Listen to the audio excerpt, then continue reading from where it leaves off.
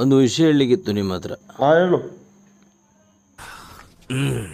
ನನ್ನ ತಂಗಿ ಸೌಜನ್ಯನನ್ನು ಯಾವನು ಕೊಂದದ್ದು? ಯಾಕೆ? ನೀವು ನೀವು ನೀವು ನಮ್ಮ ಜೊತೆನಿರಬೇಕು ದನಿ. ಮರ್ಡ್ರ್ ಮಾಡಿದೆವು ಎಷ್ಟು ದೊಡ್ಡ ಬ್ಯಾವರ್ಸಿ ಆಗಲಿ, ಬ್ಯಾವರ್ಸಿಯನ್ನು ಬಿಡುವುದಿಲ್ಲ ನಾನು. ಸಿಗ್ದು ತೋರಣ ಕಟ್ತೇನೆ ಬ್ಯಾವರ್ಸಿಯನ್ನು. ಆಯ್ತಾ ಮಾತಾಡಿ. ಅವರನ್ನೆಲ್ಲ ಮನೆ ಕಳಿಸು. ನಿನ್ನ ಹತ್ರ ಒಬ್ಬನ ಹತ್ರ ನನಗೆ ಮಾತಾಡಬೇಕು.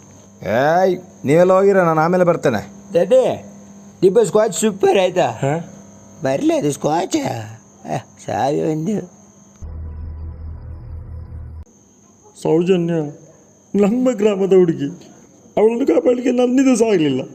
ನಾ ಎಂತ ಮಾಡೋದು ಹೇಳು? ನೀವೆಂತ ಮಾತಾಡೋದನಿ? ನಿಮಗೆಂತಾಯಿತು? ಮೊದಲು ಅತ್ಯಾಚಾರಿ ಹುಡುಕಿ ಕೊಟ್ಟದ್ದು ನಮ್ಮ ಈ ಊರಿನ ಗ್ರಾಮದ ಹುಡುಗರು, ಆದರೆ ಕೋರ್ಟ್ ನಿರಪರಾಧಿ ಮಾಡಿತು.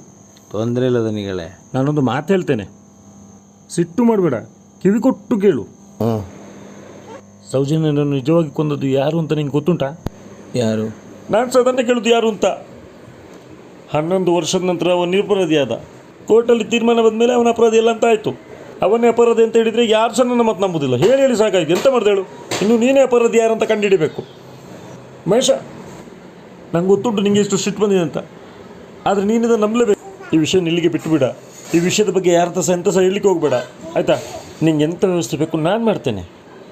ಆದರೆ ಇನ್ನು ಮುಂದೆ ಸೌಜನ್ಯನ ವಿಷಯ ಎಲ್ಲಿ ಸಹ ತೆಗಿಬಾರ್ದು. ಯಾವ ಬ್ಯಾವರ್ಸಿ ಬಂದು ಹೇಳಿದ್ರೆ ಸಹ ನನ್ನ ಹೋರಾಟ ಬಿಡುವುದಿಲ್ಲ. ಮಹೇಶ, ಹೇಳುದು ಕೇಳು, ನಿನ್ನ ಜೀವಕ್ಕೆ ತೊಂದರೆ ಆಗ್ಬೋದು.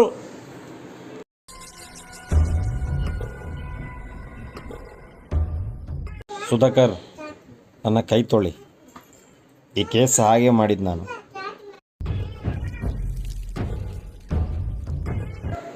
ಸಾಕ್ಷಿ ಎಲ್ಲ ಸತ್ತೋಗಿದೆ. ಇನ್ನಿವನಿಗೆ ಎಂತ ಸಿಗ್ತದೆ?